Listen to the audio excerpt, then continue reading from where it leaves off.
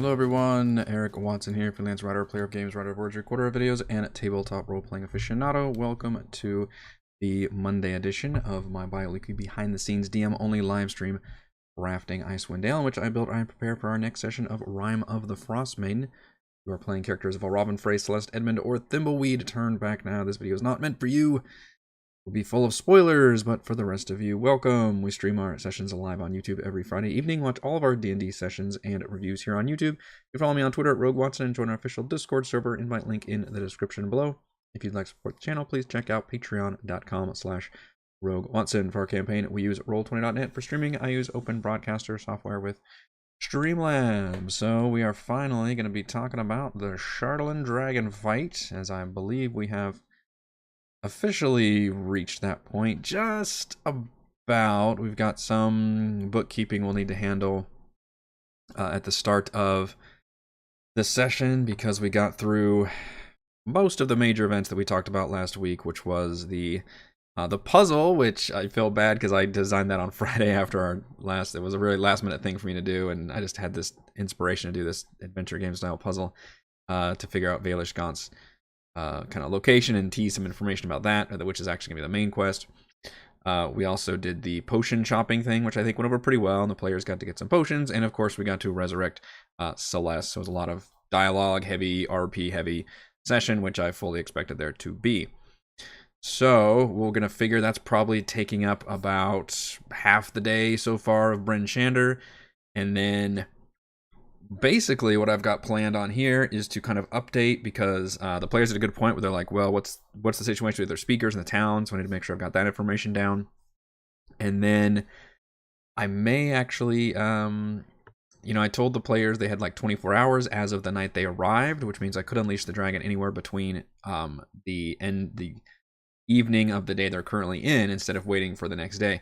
What I'm leaning towards doing is, because the distance between the towns isn't insurmountable in terms of, hearing reports and stuff, it seems like by the time the dragon reaches Bremen, and especially when it reaches Targos, like, you're gonna start getting freaking, refugees pouring in, and people coming in from Targos going, hey, yeah, it's fucking here and it's destroying shit. Because Targos is 3 miles away from Bryn Shander. That's an hour. Like, on my using my map thing, if you've got, if you have a road, especially, which I imagine is a pretty well traveled road between these two large cities, literally they're like a fucking hour away just by even walking. Maybe you've got like a cart or a wagon or something. So I feel like they would get a heads up, which means I'm anticipating the players may actually want to, instead of just waiting for the dragon to come in Bryn Shander, because it's going to spend hours at Targos destroying the town, they're going to be like, shit, let's just go over there to Targos and unleash the thing and fight it. And then they've got Speaker Nairth there they can try to find and let him do the one to unleash the Avatar, which I think they may do. So this whole time I've been prepping for them to have this big final stand in Bryn Shander. Now I'm thinking, gosh, if I was an actual player and I was getting this update that, hey, the dragon's over there in this other town that's right there destroying things, and there's a speaker over there that we all hate that we can kill off at the same time, why don't we all just go book it over to Targos and do the final fight there? And if they want to do that, that's fine, because we already did all the stuff we need to do in Bryn Shander right now. Granted, they have a little bit more ties to Bryn Shander in terms of the drama would work a little better, but if assuming they unleash it, right when it arrives, I don't think it really matters one way or the other. So that's kind of what I'm prepping for. And frankly, guess what? The map's not going to change either, because we're just going to use the one map. Hey, Brandon, Stan, Lumpy, Nick, and Nathan. I hope you all are doing well. Things are finally getting warmer. I think we're turning a corner past winter here in Texas, hopefully. It was like 60 today. It's supposed to be 70s all week. Looking forward to it. Unlike Icewind, which is unfortunately perpetually cold and miserable.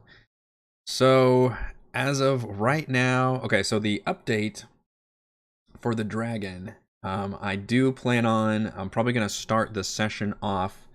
Yeah, that's a good point, Stan. We need to do the sleeper cell. So, I mentioned that like offhand to the party, and they didn't even sound like it was a pressing concern from what I recall. They were just like, oh yeah, I guess we should. It's like they're just so over the Dwerger thing. So I'm tempted to just drop it as a not drop it as like a you're not going to have this consequence, but drop it as like a, hey, as a DM, I'm not going to try to push this at all. Because if they don't want to engage with it, that's fine. Now, what's going to happen is they're going to be Dwarger sleeper cells just happening in the background that maybe had they, decided to work with that, then they could have tried to shut that shit down. But honestly, I also built last session specifically so that if things went long, we could drop something, and that would have been the exact one to drop, because I think we needed to do, I guess it was either that or the potion one that we could drop, because we needed to Res Celeste, and I really wanted to do the Valishgaunt desk thing, although we could have done that after chapter 4 technically and had that lead straight into the Dwarven Valley. But I'm kind of okay with dropping it. It was just going to be a skill challenge thing anyway, which, we all have mixed feelings about. So if we want to just ignore it, that's fine. And the consequence will just be that there's like Dwarger like in the background, like killing people and stuff. But in the end, like the militia, maybe they're able to, maybe they're just better prepared than East Haven. So ultimately they can, yes, people are going to die and people are going to get killed because there's Dwarger running around. And maybe I can include them as additional foes in the dragon fight. I guess we can talk about that.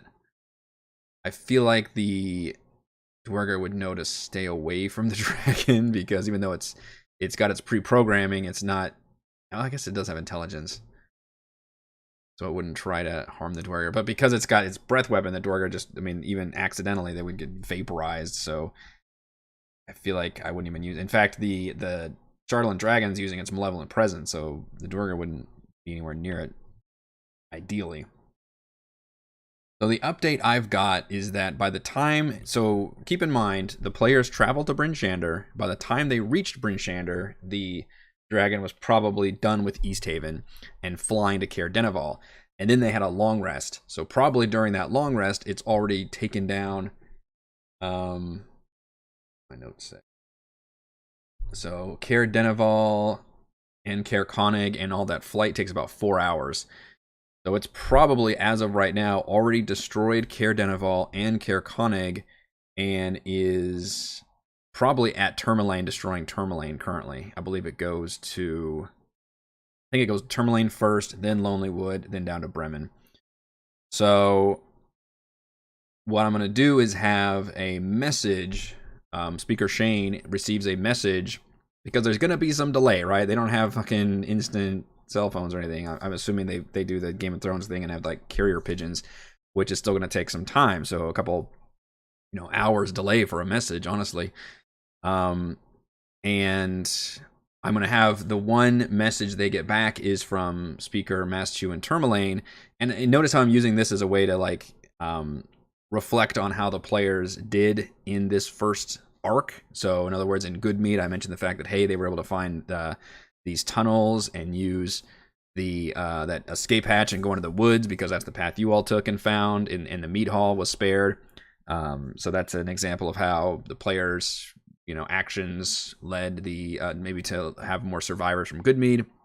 And then a similar thing will happen in Tourmaline, where because they helped clear the mines out, the speaker will say, hey, yeah, we've, and he's, more accepting of the marshals and their messaging and stuff, then he will say we're evacuating our people into the woods and into the mines, and that will save a lot of lives, and Lonely Wood will should be doing the same as well, because we've got the dragon coming our way.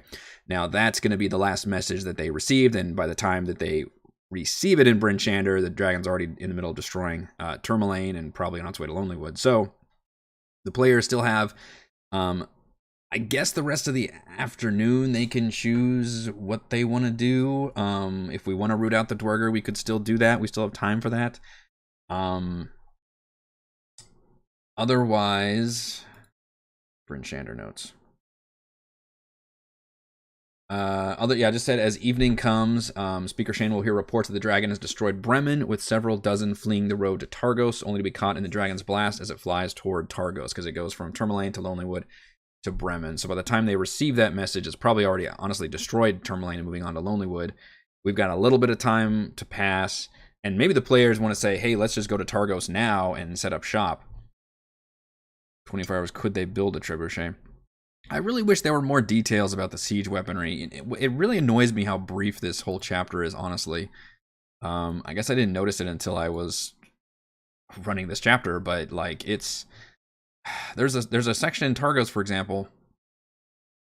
Let's see, which one is Targos? It's 9. Speaker Maxilo's networks of spies throughout 10 towns alerted him to the dragon shortly after its attacks began. So Targos has been aware for some time, which is interesting. I love Targos as being run by the corrupt, Zentarum. The local militia swells with furious residents eager to defend their town, and siege weapons are brought to bear. What does that mean? Siege weapons are brought to bear. What kind of siege weapons? What exactly do they do? And it says, unfortunately, many of the town's prepared defenses are undermined by Dwarger saboteurs. So they got the message about the dragon, but not so much about the Dwargar. Sending stones could be instant communication. They could if they had sending stones, but I'm assuming this is a fairly remote place that doesn't have access to that kind of thing. Yeah, malevolent presence should be interesting. We'll talk about the actual arena here in a second after I get through this part. So I don't know. Does D&D have good rules for that, or do we just kind of hand wave that and say, well, Targos, and maybe Bryn Shander doesn't even know that Targos has these weapons, because especially, maybe Targos has been stockpiling weapons, as corrupt regimes do, and they've got ballista, or I think right, because you're picturing the giant ballista's the giant crossbow, right? And you like fucking aim that thing and can shoot at a dragon that could do some damage. And maybe they'll hear about that and say, oh, we need to go to Targos, and maybe that's our best chance to fight the dragon. But then they might have to deal with, I'd have to deal with Dwargers. I don't want the Dwarger saboteurs again, though. That sounds, we want to do those off camera. So, but either way, well, they can set up shop, I guess. I need to work out some details on if the players either A, stay in Bryn Shander and just set up their own defenses at best they can, or B, go to Targos immediately and try to set up defenses, even though by the time they arrive at Targos, I could just have the dragon be arriving in Targos as well. Because the dragon spends 8 hours in Targos, which I was basically going to have it be pretty much overnight, I believe, and have the dragon then go to Bryn Shander on day 3. So that would be the choice. They'd have to go to Targos, fight it, in the late night hours, whatever. And then, because it doesn't matter, they can, as long as they have the speaker, they can summon the avatar, which will have a big cutscene battle, and then ground the dragon.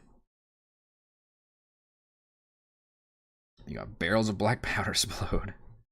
Wonder, is there any way to look up? Let's look up siege rules, siege equipment. The DMG. What do you say?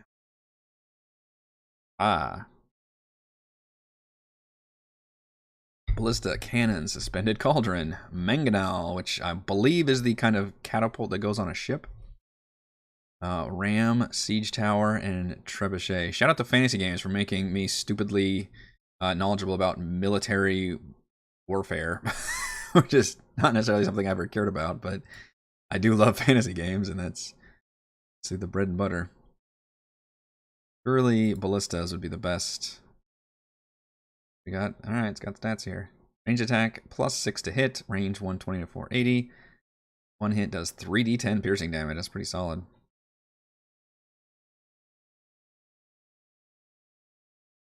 Have the players be on initiative 20. If the players roll high, maybe the townsfolk do some damage to the dragon. If not, door shut. I know, the thing is I need to have people on the battle map with the dragon so that it can use its malevolent presence. That's the key. So the best case scenario would be if a bunch of like guards run up to the, or even, so either A, the players are like, hey, guards, come, help us fight this dragon, or B, I'll just have guards come up and fight it anyway, just so they're nearby, and then it can use its malevolent presence to then possess those guards, and guess what? Suddenly I've got minions in the battle, which is awesome. And I've got interesting minions because the players don't necessarily want to kill them, although D&D rules just say any attack, you can knock somebody out to 0, so I guess that part doesn't matter. And I'm not sure my players care about not killing people anyway. I guess the difference is if you the only way this matters is if you want a player to actually like get on a ballista and fire it. Otherwise it's just happening in the background. I'm not gonna actually run numbers for that shit. And I don't even think I'm gonna run this thing. the siege weapons. I can maybe mention the fact that they should have siege weapons in Targos, but the fact that they were disabled by Duergar saboteurs or destroyed or something, I think that makes it more devastating for Targos. Like maybe Targos' defense would have actually stood up pretty well because they've been stockpiling a lot of weaponry and they got forewarning about the dragon, even though for some reason they don't warn the other towns. Maybe it's in Zentarm's best interest to see the other towns get destroyed and just, them come out on top, so they were looking to be pretty opportunistic about it, which is even more evil. This Targos. I thought it weird also that Targos looks like one of the smaller towns, and yet it's like the second largest with 1,000 population. Also walled. Walls around its harbor too, which is kind of crazy. That's how Schult, I can't remember the name of Schult. The city in Schult. Starts with an N, I think. Had walls around the harbor as well. They have 200 soldiers, which are tribal warriors, and 16 veterans. God, if I can mind control some veterans, that'd be fucking sick. That would be pretty nasty. I might need to watch it on that one. I'm not planning on pulling my punches with this battle, though. The players are fresh, level 6, and they're in the middle of a town where they'll be able to supposedly get, all the town benefits that they need. Not like they're in the middle of a dungeon. So I think I can go pretty hard on this fight. I can show you the battle map I've got, which is not the one I was looking at. This one is, I think it's actually from the same artist. Or is this from Village to Pillage? Shoot, I don't remember now. I think this is from, I think it's Village to Pillage.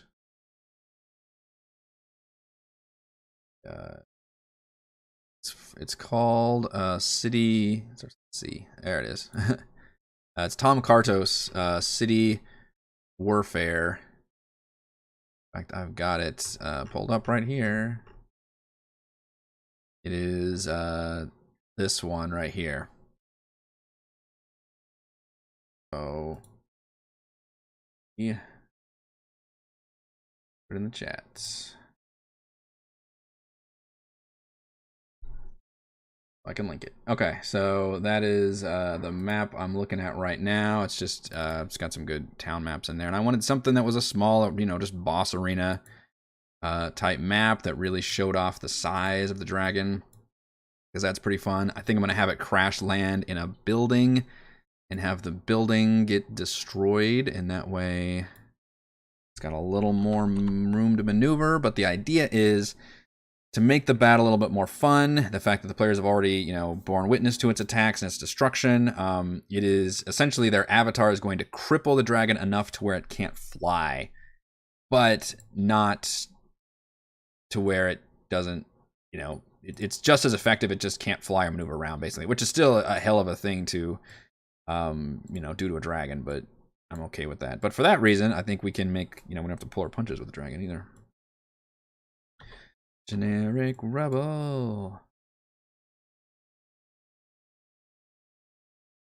Utter destruction.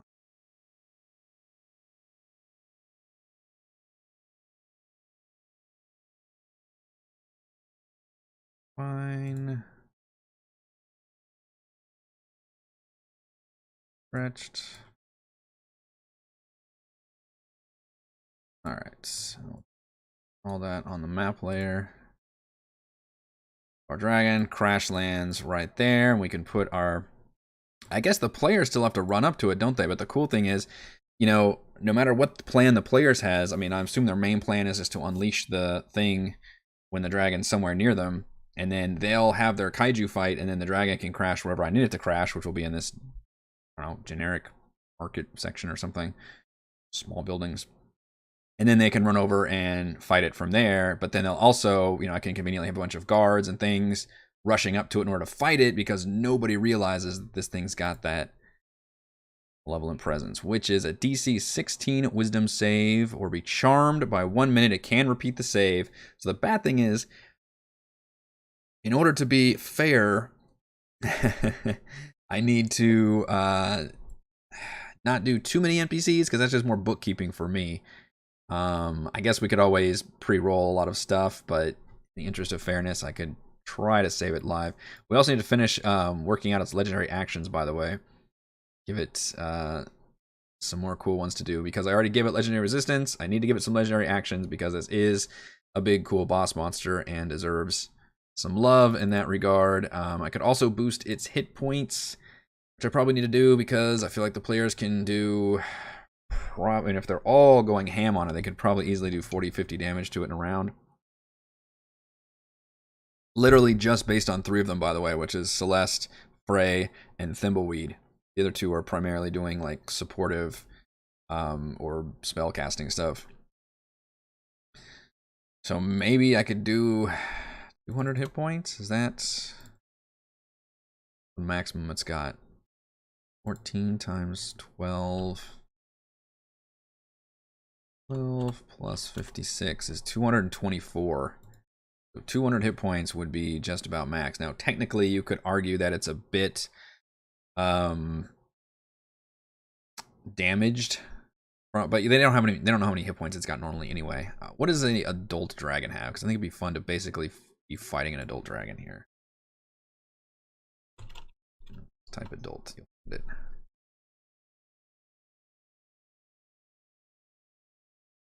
Adult black dragon has 195 hit points on average.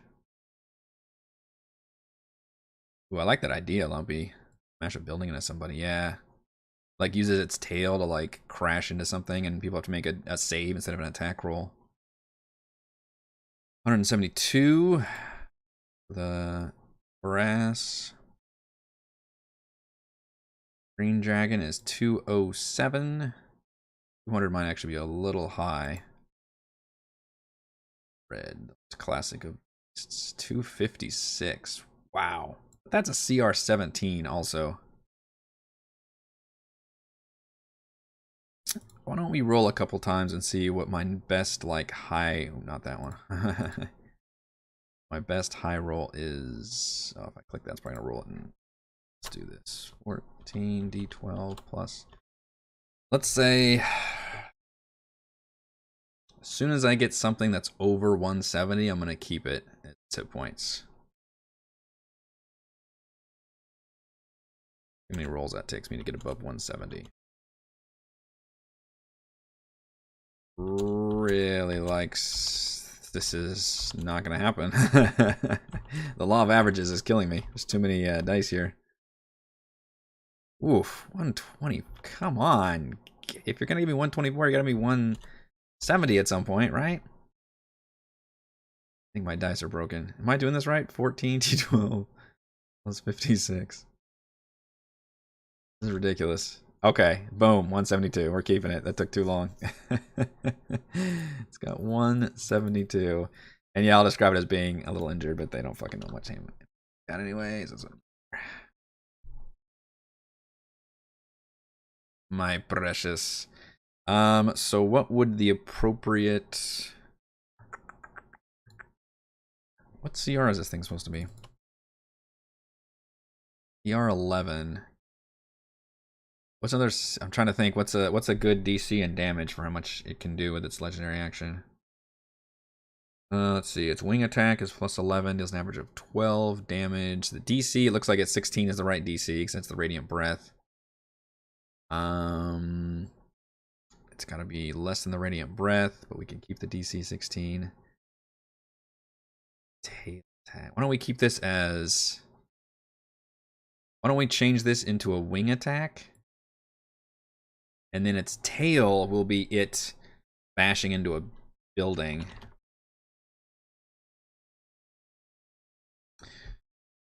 I think I like that. Otherwise, it's like, maybe it flings... The only one thing I worry about is if it's not like near a building or something, then maybe it can fling like Chardalyn spikes at somebody, which is the same mechanically thing, except maybe it does piercing instead of bludgeoning. In which case, maybe I keep the tail attack and make the wing attack fling Chardalyn spikes in like an AoE. Let's do that. Let's keep this as a tail. We'll add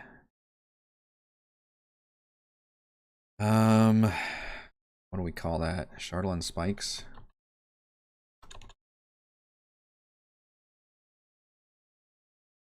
Almost like a Manticore, except it's not shooting. I want it to be an AoE dex and not just another attack roll. I have another creature to copy off that, but let's see.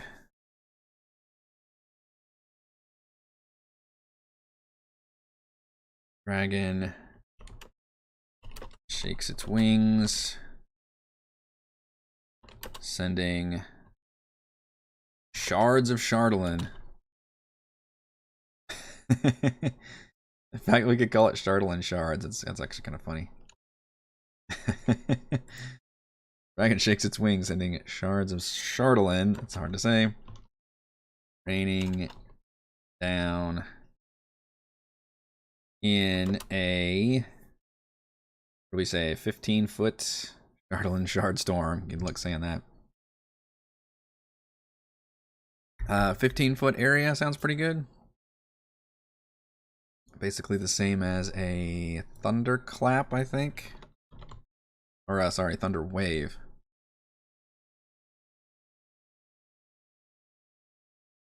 "15-foot cube originating from you." I could have it originating from the dragon.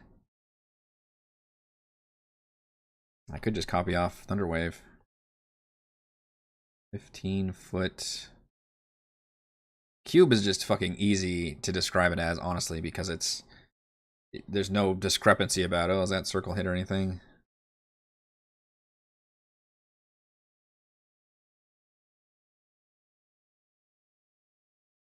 "30-foot cone." Well, it's what am I picturing here? I'm literally picturing it like just shaking off and beating its wings, and a lot of spikes come flying. Which I guess you could do a cone of that, depending on how much. I guess I was picturing him not having too much velocity when it came to firing them off, because a 30-foot cone is pretty fucking far.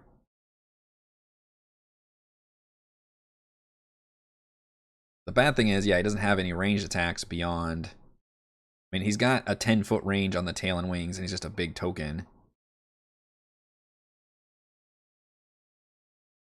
Beyond the Radiant Breath, obviously.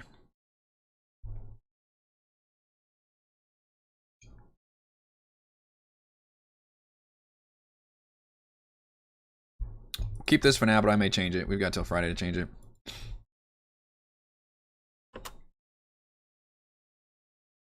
Creature area must make a DC 16 Dex saving throw, or take what? What is a? It's a heavy crossbow.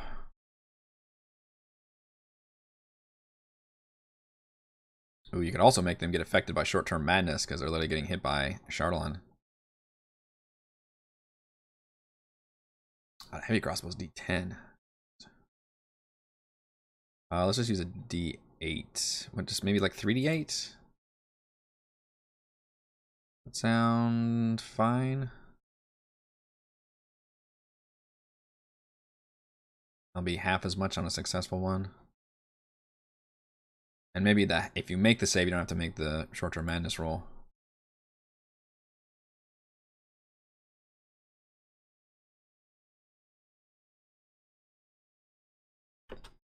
"3d8 piercing damage on a failed save, or half a successful one. Additionally,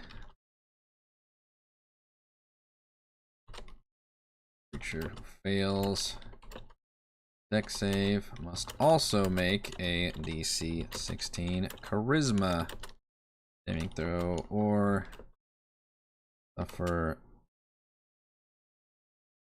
form of short-term madness till, what is my Chardalyn rule? Is it the start the next turn?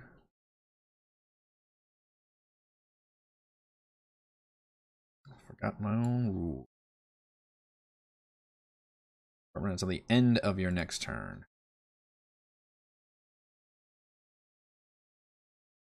Their next turn. That just gives them an extra AoE attack and a chance to inflict short-term madness. But in order to suffer from it, you have to fail 2 saves. So it's everybody an extra out, basically. And I believe if you do this, that actually rolls it in roll 20.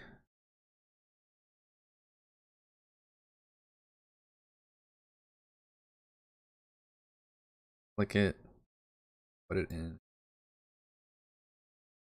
double brackets. I should get a picture of the Radiant Breath too, so we can see it in action. All right, let's make sure. Let's whisper his rolls. See what that looks like. Yep, that rolls it 3d8. Not a lot of damage, but enough to freak people out. And the fact that it's a fucking legendary action that he can do. What we can do is make that one take up the 2 actions, though, since it's more powerful. So we can only do this one. Essentially, his best thing to do is he does his tail attack once, and he does a shards once per round.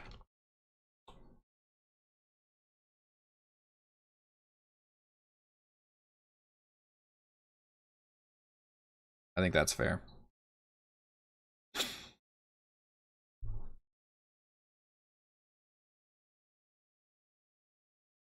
Okay, why is it? Don't. What's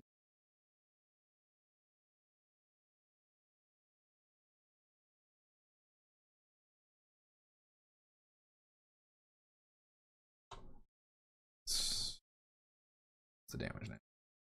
Fantastic. All right. Oof. That's high damage. 38. My goodness. My goodness. You know, a big part of this battle is going to be how often can it get off its Radiant Breath. Because that will just fucking annihilate people real quickly.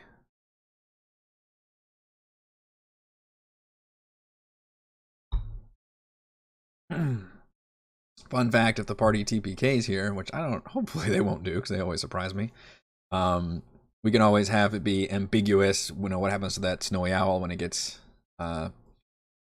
destroyed by the dragon.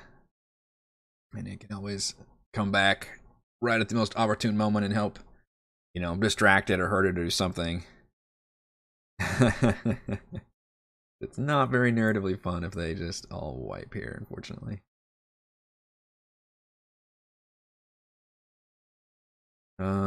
So minion-wise, we could have the Tribal Warrior stat block and the Veteran stat block, and we gotta be very careful about the Veteran, because that makes it pretty damn tricky. Veterans are much stronger. So maybe have on 1 or 2 of those max, and then you could have a couple Tribal Warriors. But the thing is, the more, you know, every time I add a minion in there, that also means it's somebody else that can be hurting the dragon. Now, if once it becomes, you know, non-villain, because I believe once it makes the save, it's immune. Yeah, creature's immune to it once it makes the save.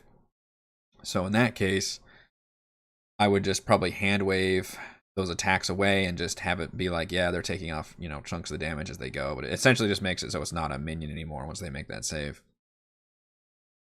I wonder if the players can actually can cure it. Maybe do they have some kind of restoration spell I'm not aware of? Seen them use?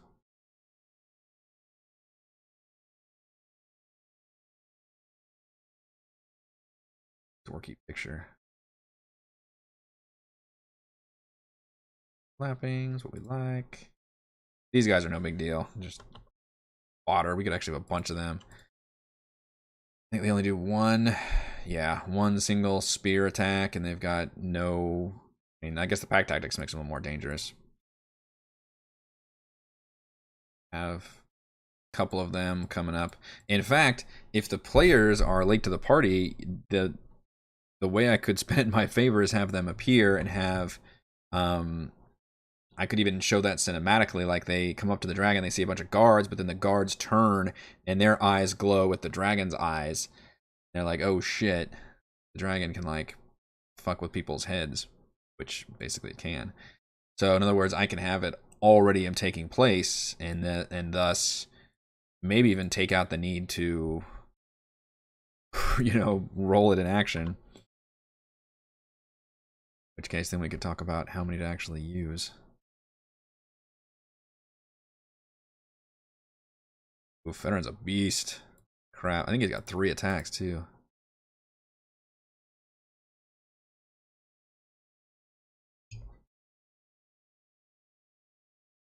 Makes 2 longsword attacks. If it has a short sword drawn, it can also make a short sword attack.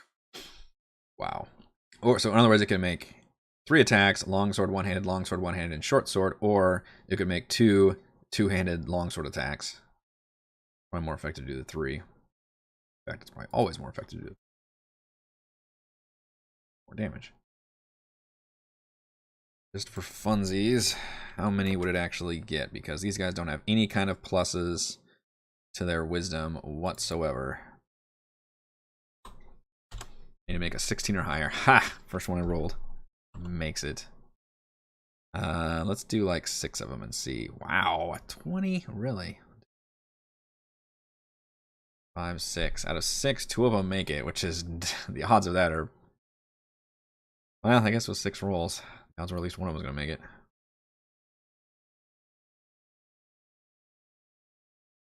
So the cool thing was cinematically you could come up on the dragon and see a bunch of guards there because it's within 3 feet. Yeah, that gives me almost the length of this arena, which I definitely like. People coming from this side, I think. And you could narratively even have like one of these veterans like butchering a guard with its eyes glowing. That would look awesome.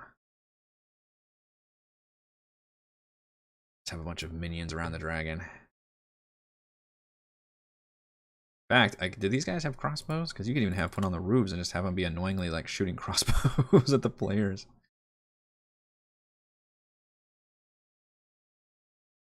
Yeah, I could have like one up here.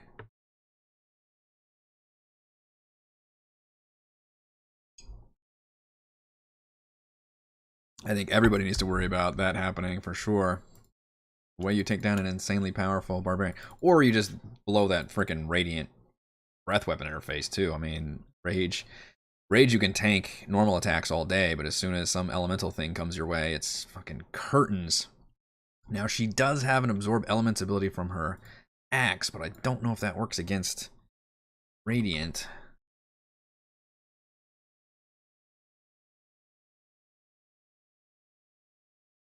Actually, it just says any. Oh no, there it says acid, cold, fire, lightning, or thunder. Specifically, will not work. So that's pretty damn painful. Let's see if I have some kind of visual use for.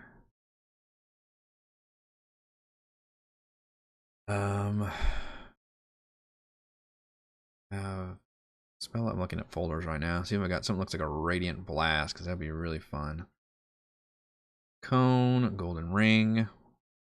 They're all cones, unfortunately. The only straight lines are lightning bolts.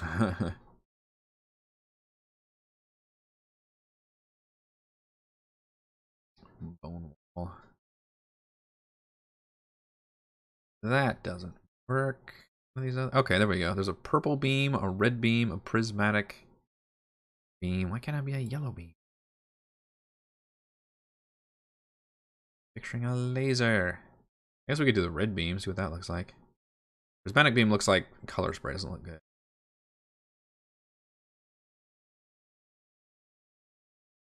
This looks like. Ah, laser. I'm firing my laser. Ooh, I've got a green beam. That might look bad. Because I do have a picture of the damn thing doing this. Picture. The,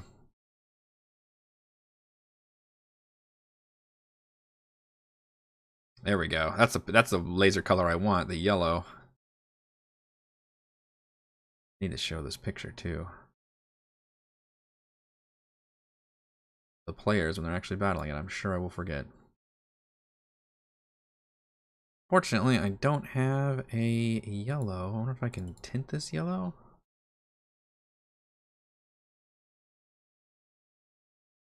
Okay, okay. That actually does tint yellow. Pretty effectively. That'll work. Yeah. I think it's 60 feet long, I believe. No, it's 120 feet long. Right. 5 feet wide. Actually, well, this kind of works. It's just in between. There we go. But I have to do it not snapping, which means you gotta do is drawing. Stretch its ass way out there. Ooh, it looks real crappy. Stretched as much as it can stretch. Look at that. Zoom, zoom, zoom, zoom, zoom, zoom, zoom, zoom, zoom. Just don't stand in a line, folks, because it is gonna be blasting its laser.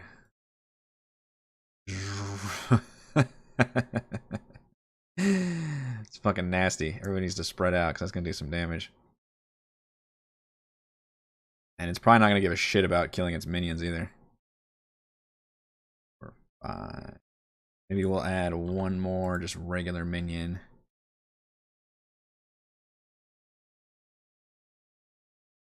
Kind of keep this over to the side on the GM layer for when it can do its blast. But I like the idea of by the time the players get to it, a bunch of guards have already reached it to fight it, the most, foolhardy or whatever you want to describe it as. And they've already been affected by the malevolent presence. And the ones who weren't were killed by the ones who were, even right when the players get there.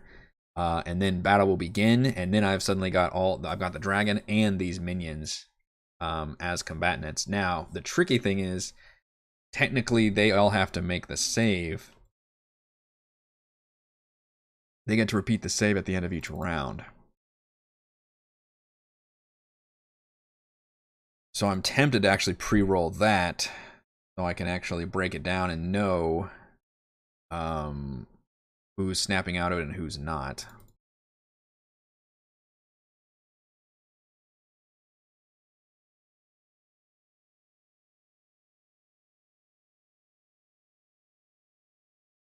Numbers.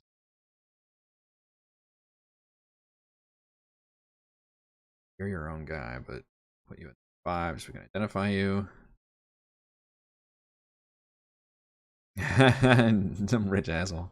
I don't know. This town, all the rich assholes are probably Zentarum. I think they're smart enough not to be involved. The interesting thing is I'll have to set something up where if the players do go to Targos, they will actually have to find Speaker Nerth Max Eldinar, in which case I can maybe put some kind of complication in the road for that. Because if they do go immediately to Targos, then it'll make it easier for them to find him, most likely. In fact, he'll probably even come to the players, be like, oh yes, you've come to help us, of course you're here, and all the, blowharded bullshit. So actually it probably won't be a big deal. But once the dragon, if the players wait for whatever reason and go to Targos later to where the dragon's already attacking, it might be harder to find him. Because he would definitely be one to duck and cover and get the fuck out and save his skin rather than do anything to do with, helping the people or anything. So, we could pre-roll these just to make it a little bit easier, and I can make notes about it. They're all +0s, and we can just see who's snapping out of it and who's not, which would turn the tide in the player's favor a bit more. Because the nice thing is, yes, you can be mind-controlled, but you do get to make the save every single round. Do the players have a way of snapping players out of it? Be a big deal. You want like restoration or something? Ooh, does dispel magic count? One creature, object, or magical effect within range, or magical effect within range. Any spell of 3rd level or lower on the target ends. It doesn't have a spell level, so I don't think it does. I think that's how we determined it. He does have lesser restoration. Oh, that only ends blinded, deafened, paralyzed, or poisoned. Damn. there no way to actually end the charmed condition? That sucks. Could you suggest that she make the save? Because I am actually worried if any combination of Frey, Celeste, or even Thimbleweed get mind controlled and immediately start turning on the players. You know, the other interesting thing, which unfortunately would only fuck up Thimbleweed, would be if I unleash the Howling Winds, the Extreme Wind, whenever they summon the Avatar, in which case all ranged attacks have disadvantage. Would unfortunately feel like picking on Thimbleweed because I think that's the only thing that really matters mechanically to the party. Oh yeah, he's got Counter Charm. Good point. Not a spell, is it? It's an ability. Oh, that'll be a fun thing for him to use. An action, you can start a performance. As an action, you can start a performance that lasts until the end of your next turn. During that time, you and any friendly creatures within 30 feet of you have advantage on saving throws against being frightened or charmed. Okay, so it doesn't end it, but it does say you have advantage. And it takes your action, so that's fine. In fact, I think that's a fun, because how often do you get to use Counter Charm or even think it's worth doing? But this would be a great example of that. You would suddenly gain. So I'm not going to pre-roll because, yeah, there's a good chance that he will realize that's happening and get close to him and throw up a Counter Charm, and thus give them all advantage on their saves, which could very much save their bacon, which again is a big deal. In terms of the numbers of the minions, I'm probably just going to montage it as, yes, they do some damage, and I probably will legitimately take it down a little bit. I mean, I don't even know if Tribal Warriors probably aren't going to hit anything. They got a +3 to hit, so they're probably going to miss. This dude's got a 17 AC.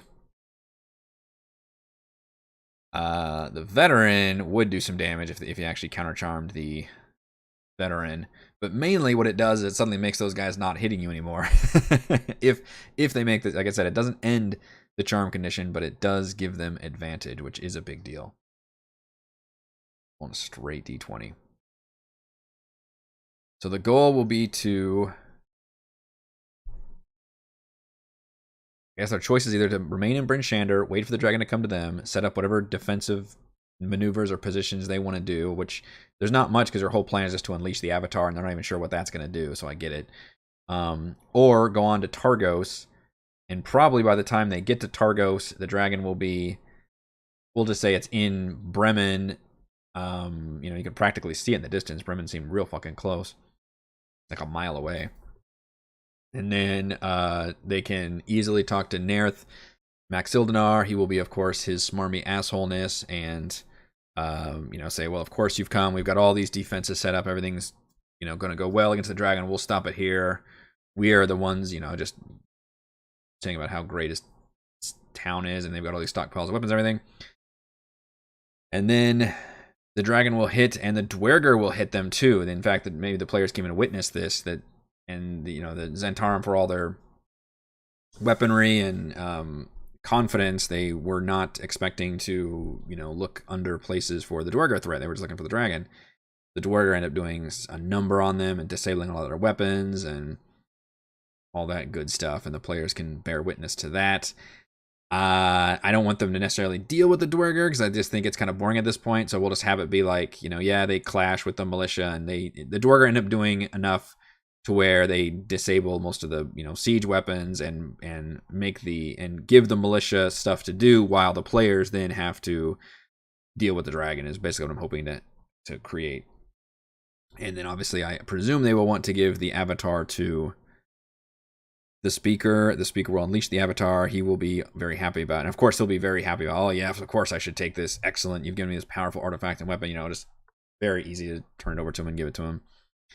And then he can unleash it, which you know, I'll write a cutscene about how it expands into this big snowy owl made of ice or something and goes to attack the dragon. And much to the players' dismay, they will find out that the Frostmaiden's power is actually repelled quite a bit by the Chardalyn. And I guess we need to talk about also if the player's going to have their NPC allies with them, because that could make a big deal too, which I would probably let them, because I've been, blowing it up about how the Goliath wants to fight the dragon, and they don't seem to want to have Spellix out of their sight, even though he doesn't certainly want to fight. But that could be interesting, because I would give the players that character to run as basically another, player character to run. I know Chris usually likes running other people. Heather can do it. Rime has done it sometimes. To where you can actually run those NPCs in this fight, which might be appropriate. But guess what? That's another danger you have of somebody else getting charmed by the dragon in terms of its malevolent presence. So it could also swing things back in my favor. Did give it legendary resistance, and it's got magic resistance, so I really doubt it's going to get cut down by anything like that. Also has a bunch of condition immunities. It does have resistance to non-magical, which I think the only person who's dealing non-magical damage at this point is Thimbleweed, who does not have a magic bow or arrows. I think everybody else has magic stuff by now. Edmund, Celeste, Frey. And now Valravn just got it with the Chardalyn Gauntlet. He's got magic weapon as well. Round later it appears.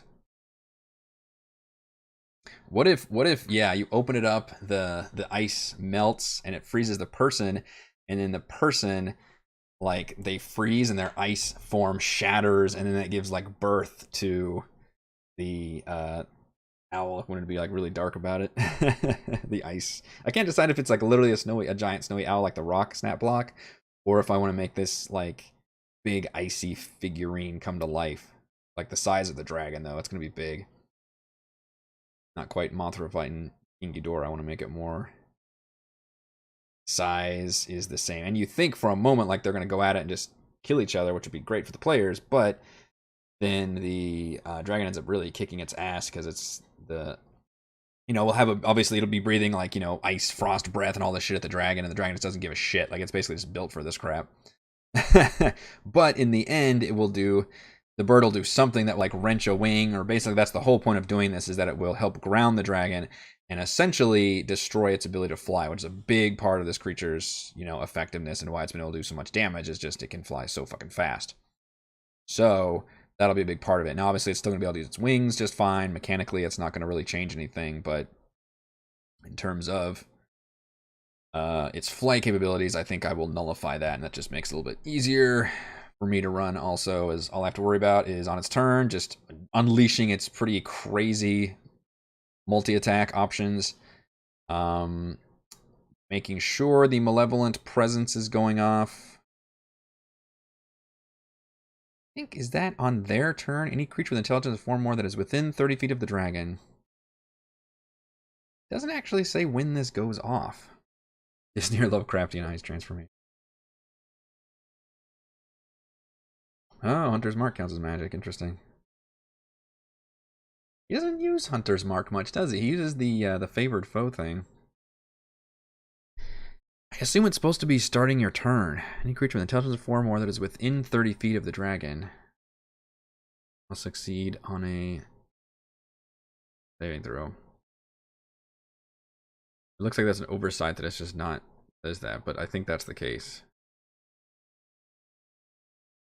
Or no, it's listed under action, isn't it?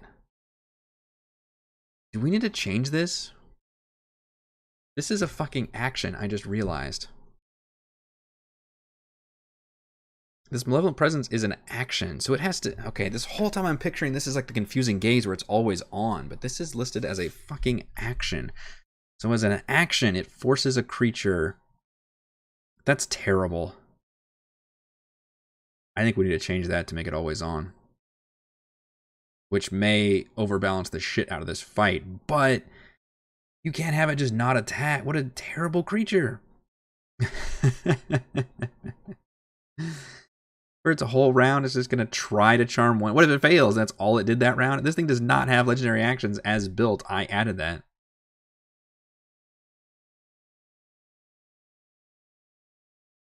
Oh, you're right. Sorry. I missed that. I missed it. It's part of its multi-attack. You're right, Nick. Dragon uses its malevolent presence. It then makes 3 attacks. Okay. You're right. That's still different than I thought, though. I was picturing everybody having to get fucked by this at once. Yeah, that's the way. I mean, that is the way. Make it a reaction. Well, that's still interesting. That's still not how I pictured it, but that's... So it uses Malevolent Presence first, so it specifically targets somebody.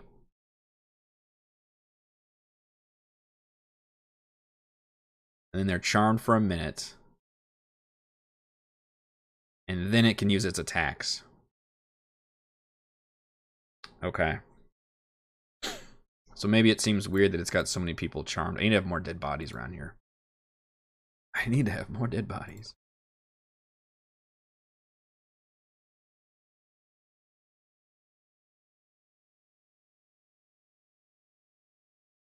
Because it'll be charming people and attacking people at the same time after it landed.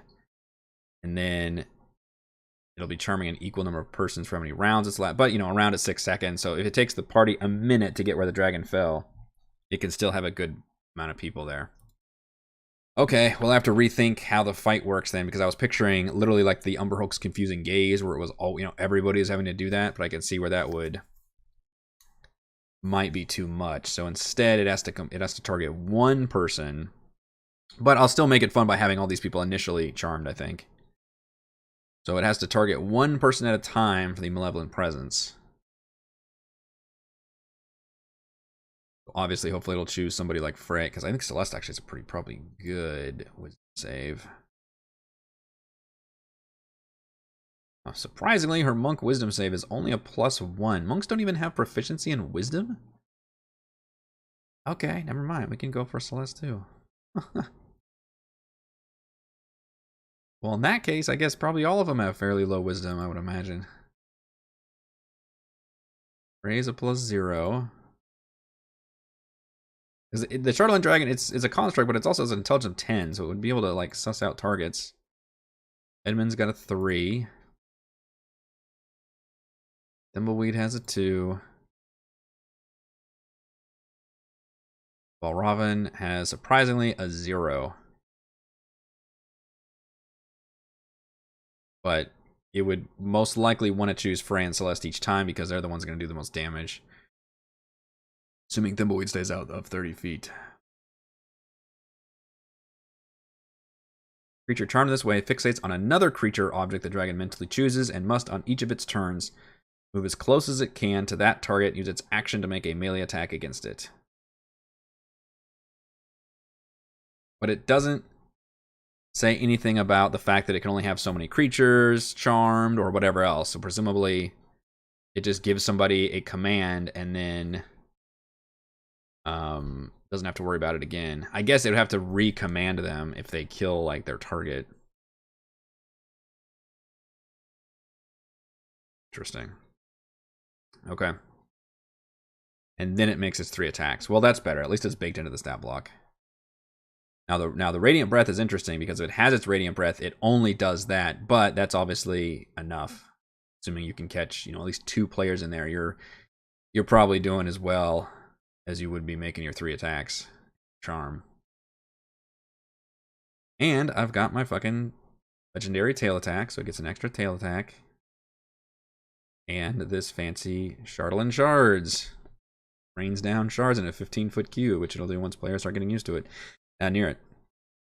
So I'm thinking this will be a pretty challenging fight, but again, the players are fully rested. They have not, you know, they got to rest in Bryn Shander after all their stuff in East Haven. This is not the end of a dungeon boss fight. This is one of those very rare, just once a day monster hunter ass battles. And I'm looking forward to it. The players, they've got some forewarning about what this creature can do and what they're up against, and I'm even crippling it to where it can't fly based on their, you know, unleashing of the avatar thing. So given that, I think that's going to be what they do. It doesn't matter if they do it in Bryn Shander or Targos. The map will look the same. This part will look the same, where it'll crash. They can run over there, you know, within a minute, and you know, this is what they'll find. So I think that's what we're going to be in for. Yeah, it should be a hell of a battle. And I'm hoping we can get through the quick story stuff, which is why I hope we don't actually do the rooting out the Dwarger stuff on Friday, because I want to just get to this battle. Like, I'm not we just don't want to deal with the fucking dwarg anymore. We just have that in the background, whatever. Just, I want to fight the dragon, damn it.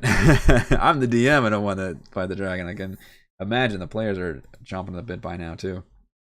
All right, well, we can talk more about this on Thursday, because I think that will do it for this Monday session of Crafting Icewind Dale. If you enjoy the content, please do check out patreon.com/Rogue Watson. Shouts to Platinum patrons: Joe, Will, Tide Answer, Christopher Thomas, Adam, Stan, Nathan, Alex, William, I'm Loud, Al, Kyle, Scalenia, Genocider, James, David. Gold patrons: RPG Papercrafts, Pretty Boy, and Yuma, Marcus, Deadless, Lion, Sam, Lumpy Spuds, Jerome, Blood Angel, Bronus, Nathan, Fasica Tortoise, James, and Perry. Thank you all very much for your support. I will see you on Thursday.